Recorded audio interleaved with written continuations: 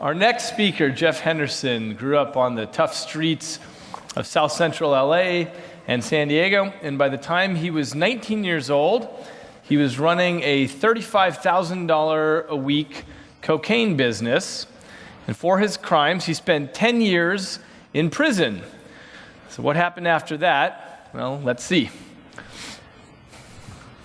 Finally tonight, our person of the week. He's an ex-convict who's the first to tell you he is not proud of his early years. But after turning his life around, he's cooked up a way to reach troubled young people and give them a chance. When I first went to prison, I pretty much felt that I was done. I was finished. And I blamed everyone for my shortcomings. But it wasn't until several years after my incarceration when I began to value education. I began to accept responsibility for my past. And that planted the seed for change. And what a change Jeff Henderson has made. He has gone from crack dealer to prison inmate to celebrated chef. His love for cooking started in a prison kitchen. I used to be the omelet man in prison. The basics of cooking in prison is a little different from most restaurants. You don't have the 6-burner stoves or the saute pans. We made sure that we were putting out a great product, for the prison population. Food is one of the most important things to a person who is incarcerated. But cooking for inmates and then after release convincing a fancy restaurant to hire him were two very different things. I had to diffuse the prison stigma. I had to make the felony jacket disappear. I had to straighten up the way I walk. I had to clean shave my face. I took makeup to cover my earring hole up, and I learned to smile. He started as a dishwasher. Eventually, a mentor at Caesar's Palace in Las Vegas took a chance on Jeff, and 4 years after getting out of prison, he was an executive chef at Caesar's. For many cooks, that might be enough. But Chef Jeff wanted more. He wrote a best-selling warts and all memoir, started a catering company, and is now the star of the Chef Jeff Project on the Food Network. With garlic, herb, It's potatoes. not your average cooking show. I'm gonna be your preacher, a chef, your father. I wanted to create a show that changes lives, inspires lives, and motivates lives through the power of food. That's what this Chef Jeff Project is about. I was able to take 6 young people who come from diverse backgrounds, gangs, drugs, homelessness, dysfunctional families, and create an opportunity for them. Does this look like what I showed you? If they all make it through Chef Jeff's 6-week culinary boot camp, he'll provide them with scholarships to a cooking school. Hey! You guys with me? Yes, sir. Prison saved my life. I was rescued from the streets. But I hope these young people can make the change in their life in society today without having to go to prison and take that journey that I had to take.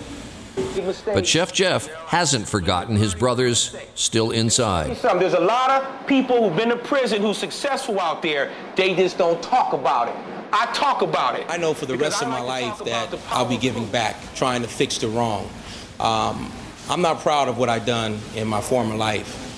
Today, I do truly believe that it's my responsibility. Tears a day, huh? But it's also my passion. Besides cooking, I truly believe it's my calling to touch the lives of people who feel they have no hope or have no potential to be successful. And so we choose Jeff Henderson. He told us his favorite dish to cook and eat is something he calls friendly fried chicken. The name of his mentor in prison, by the way, another inmate, was Friendly Womack. Ladies and gentlemen, Chef Jeff. Wow.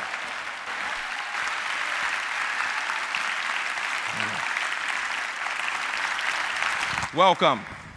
How's everybody feeling today? How was the lunch? Great lunch? Yes. First of all, I really want to say that I'm extremely honored and very humble to be chosen to be here at the UP Experience. And I want to spend the next 18 minutes making my case for leadership and diversity from the hood, the power of potential. For those of you who may not know what a hood is, I'm going to draw a parallel between the hood, the ghetto, the trailer park, the apartment complexes in concrete city of New York. I was born in the hood. I came from poverty. I came from a broken family and single-parent home. There were many things that I saw as the dreamer, the little boy, as you see here with the Coke bottle, thick glasses. I was a dreamer. I was a dreamer like millions of young people from across this country who grew up in an environment where they saw, heard, and experienced things that they never should have. As the gentleman spoke earlier, the former DEA agent, he talked about the paradigm between the drugs of the 70s, heroin and LSD, and then the crack cocaine epidemic of the 1980s. Well, let me tell you something. As I take you on this journey through the hood, the journey through prison, the journey through corporate America, to the American dream, my mission is to get you to really understand the power of potential in individuals who may have grew up with circumstances and situations that shape the thinking process of them. The hustler. The hustler. The hustler or a businessman. The hustler or intellectual. The hustler or individual who saw something in himself. See, when I was young, at the age of 7, I knew that there was something different about me. I knew that I was different from my father. I knew that I was different from the many men in my community. I had one dream, and that one dream, the American dream, was to have a house on the hill with a white picket fence, with one of those fancy double-door refrigerators, where my sister and I would wake up in the morning and have choices for breakfast, lunch, and dinner. That wasn't a reality for me. So the individuals, the characters, the older homeboys, the influencers in my community embarked on that crack cocaine epidemic of the 80s. So it was in 1984 that I embraced a criminal lifestyle. My criminal lifestyle was shaped by my mentors. I wanted more for my mother. I wanted more for my sister. And I decided that this was the way for me, which was the meal ticket for tens of thousands of young men of color in inner city communities across America. So when we talk about the war on drugs and we talk about the victimizers in the community, I was one of those guys. And it's not something that I'm proud of, but you always have to go back to the beginning of how it began. Who brought the drugs in the ghettos? Who taught the crack dealers how to cook powder into crack cocaine? Who brought the weapons? Well, our intellect wasn't expanded wide enough to know how to do that logistically. So we was taught. I made up to $35,000 a week in my heyday. But one thing that I wasn't able to see because I had the blinders on. When you grow up in poverty, the front lobe that many of these intellectuals talk about that goes undeveloped, it doesn't allow you to see the world through the eyes of people who have been exposed, who have had access to the American dream. So we see one thing, that's how to hustle, how to put food on the table. And one of the biggest mistakes that many of our mothers in our community put on the burden of young boys is for a mother to say that you are the man of the house. When a mother tells you that you are the man of the house at 7 to 8 years old, every boy wants to help his mother. Every boy doesn't like to see his mother abused, doesn't like to see his mother going through various challenges in life. So they called me a hustler back in the days. Well, in my world, we were called hustlers. In the corporate world, they're called CEOs and businessmen. I had gift of gab.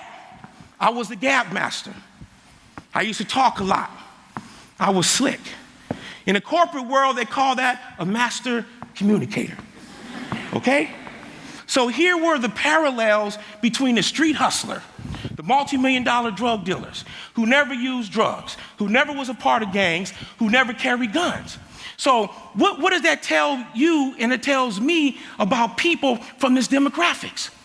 Well, I believe that everybody was born with a gift. I believe that everybody was born with the abilities and the strength and the genius to become someone. The reason why we're successful in here, because we discovered that. We unleashed that. But there's so much talent in the hood. There's so much individuals out there who are smart, who are forward thinkers, but they were using that intellect the wrong way. When I was on the street, I understood marketing. I understood branding. I knew how to manage a diverse workforce. I had gang members following me, like any CEO, any leader, or great manager of a company. When you're a great leader, you have vision. And when you have vision, it becomes very addictive. People want to be a part of that. This here, crack. Have any of you guys ever seen crack before? Raise your hand if you've seen crack. Now, you probably may not want to raise your hand. You know, these are little kibbles. We call them G-Rocks. These are $100 a piece on the street, right here. $100 a piece. 28 grams an ounce. I sold my ounces with 30 grams because I knew if I gave my customers a few extra grams and they made $350 extra, I could corner the market. I built powerful relationships because I studied the brightest, most successful drug dealers on the street. How do they look? How do they walk? How do they talk? I became an analyst. I only sold drugs on the street corner for a month. And the next thing you know, the guys who taught me, I was supplying them. Well, the little boy I showed you earlier, the dreamer, like tens of thousands of young people on the street, the one thing that no one ever saw in me, they didn't know how to flip my gift of gab. They didn't know how to flip the ability that I was a #1 newspaper boy when I was 8. I had the #1 candy seller route when I was a little boy. But no one saw that because my mother was blind. It's not that she was uneducated, she was miseducated. So no one was able to say, Jeffrey, what do you want to be when you grow up? No one saw that in me. So as a drug dealer, I became very successful. I had the ability to tap into the talent and the strength of people on the streets. That's how I was able to move the product. Same scenario that I'm gonna take you to. The hustler or the businessman. And I'm not putting praise on the fact that drug dealers are these great individuals. Even though we victimized by selling drugs, we were also victims of our community and the people around us that shaped our thinking. Because we didn't have access. Young people don't have access to brilliant minds. Young people don't have access to the information that allows you to close the gap between the have and the have-nots. Age 19, millionaire, indicted by the federal government in 1988, served 10 years in prison. 10 years in prison that I served. 10 years. Walking on concrete every single day. Sitting on a stainless steel toilet with toilet paper that's hard as a brown paper bag. Well, Jeff, how did you change? How did the blinders come off? How did you begin to see the world through a different set of eyes? Well, it didn't happen overnight. There was a collective of situations, circumstances, intellectual stimulation. I read my first book in prison. I was told for the first time in my life that I was smart in prison. An older man in prison taught me how to shave with a razor in prison. The first time that I ever was called son was in prison. But not only did that begin to get me to see myself different, I became the same analyst that I was on the streets. See, I was in the federal system. I was in prison with some of the brightest minds on the universe. Stockbrokers, presidents and CEOs of corporations, judges, lawyers, former DEA agents. I began to build the relationships with them. I became an intellectual jacker. I robbed them for knowledge. I was part of Toastmasters in prison. We had a think tank in prison where we brought the brightest minds together on the prison yard. And we debated race, religion, politics, current events. They introduced me to 60 Minutes, 2020, Primetime Live. That's right. I learned to cook in prison. I found my gift in prison. Not only was my gift to cook and to create in prison, I found my gift of speaking. I found my gift of writing. 3 hustles, 3 revenue streams that I learned in prison. because it was in prison when I was faced with the reality and the impact that crack cocaine had in inner city cities across this great country. I knew at that moment I had to change. When I came home from prison in 1996, they told me I couldn't get a job and I wouldn't get a job. Well, I proved them wrong. I went in as a dishwasher. When I first got my job, there were things I had to change about me when I got out of prison. Everything. I had to build a brand. I had to rebuild my image. Clean shaved my face.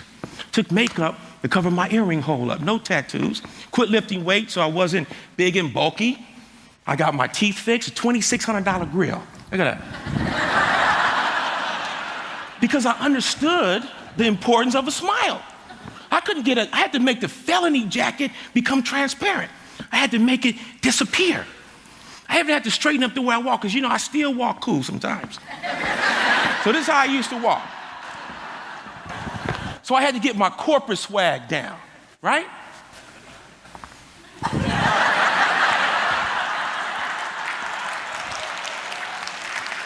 I couldn't walk into the Bellagio Hotel, the Ritz-Carlton, the Hotel Bel Airs of the world with some of the most prestigious, creative talent in the world. Chef Jeff. How did I do it? I built the right relationships. I learned to smile. I changed my swagger. I made the felony jacket disappear. I went amongst the best, the brightest, and I got access.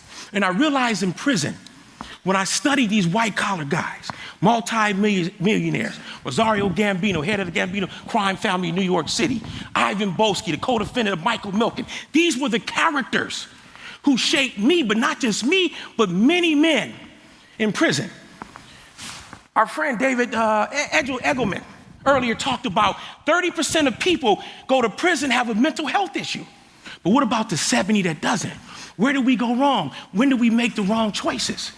Wrong choices are inspired by something that we see, something we hear, whether it's greed, whether it's poverty, whether it's just trying to beat the system or something like that. It was fueled by my dream. The gift was cooking. Never knew that in my life. Never dreamed of becoming a chef. I used to cook crack. I used to take 1 kilo of powder cocaine and I turned it into 2 kilos of hard. How did I learn that? How did I become a millionaire? How did I acquire real estate? How did I understand marketing, branding, the importance of building powerful relationships? I didn't know those words until I learned those words in prison. So I was always a genius, like so many young people who make poor choices. But it took me years to realize that. The transformation, going from criminal to respected chef, it was a process. It was a journey. And I knew in order to be the best chef in America, I had to go amongst the best chefs to learn, to study. And when I came to Las Vegas in the year 2000, it was a challenge for me.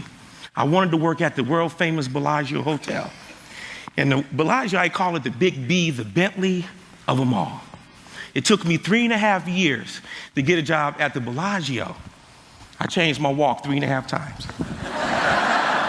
And I finally got the job. The transformation. We talk about leadership. We talk about diversity. We talk about the sleeper cells in the hood, the sleeper cells in urban communities, the trailer parks, at the border camps, in New York City projects. Geniuses, just like us. But they've been untapped. No one looks at them. No one takes the time to develop them, develop that intellect. We talk about the immigration issues that we're facing in this country today. Who's the untapped workforce? It's the homies. It's the Jose's, the Shaniquas, the Malcolms, the Sams, the Mikes, the Jessicas. That's the workforce of the future.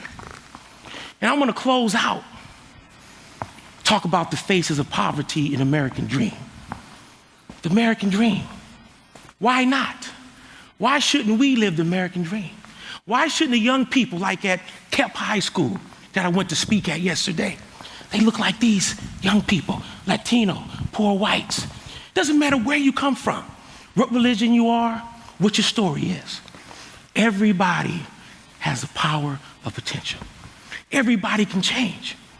To me, it was the house, a refrigerator, with choices for breakfast, lunch, and dinner, a fruit bowl in the middle of the table, a family. So many of these young people have been impacted and influenced by negativity. Many of these children, some of them are crack babies, hustler babies, sugar daddy babies. Most of them never was wanted. And they're here, but what do? I believe that each and every one of them should have that opportunity to live the dream. I've been extremely blessed. I wrote my life story 4 years ago, and I went on the Oprah Winfrey Show. And she gave me a platform to reach out to young people across this country. And after I was on Oprah, I got a call from Will Smith and Sony. They purchased the right to my life story. And I really wasn't interested in selling it right at that moment because I want to understand how the story was going to prevail. What's very important to me is that I use my story to change lives. We have to talk about the social issues of crack and drugs, teenage pregnancy, and the influence of gangs in this country. And I thank all the people who have given me an opportunity, but not just me, but all people. Doesn't matter if you're a convicted felon, doesn't matter if you don't have teeth in your mouth. Every one of us are successful. Every one of us are living the American dream because somebody reached back and gave us access, gave us the private lessons, and gave us the opportunity. I want to thank you guys very much for having me. Thank you. Thank you.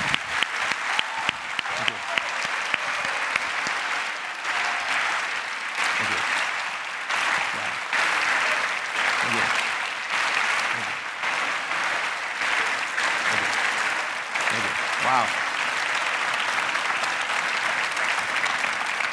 Thank you. Jeff, when you were 7 or 8, you said your mother made the loving misstep of calling you a man. At what point in your life did you become a man? In prison. It was in prison where I had the time to reflect and look in the mirror and ask myself, who am I? I didn't know who I was. My brain didn't work. I didn't know how to use it.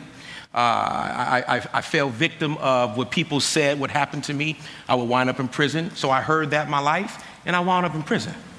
So we take a young person and you put that negativity around them, they sometimes become that. Prison worked for me. It doesn't work for everyone. That was my journey in life. And in there I found my purpose in the kitchen and amongst great minds, even though they use them for the wrong things.